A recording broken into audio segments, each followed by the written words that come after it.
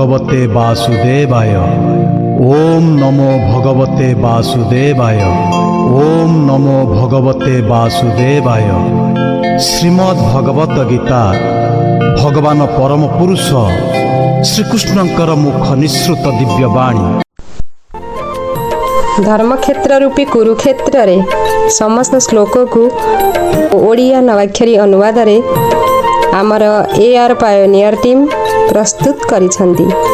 आजिर श्लोकटी हैला सर्वधर्मान् परित्यज्य मामेकं शरणं व्रज अहं त्वां सर्वपापेभ्यो मोक्षयिष्यामि मा शुचः।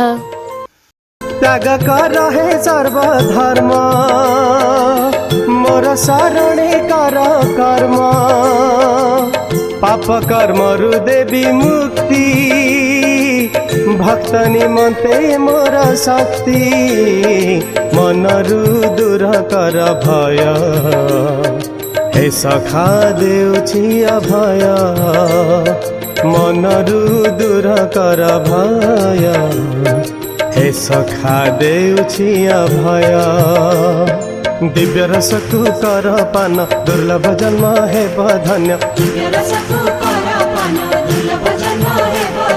श्री कृष्ण परम पुरुष अमृत गीतार संदेश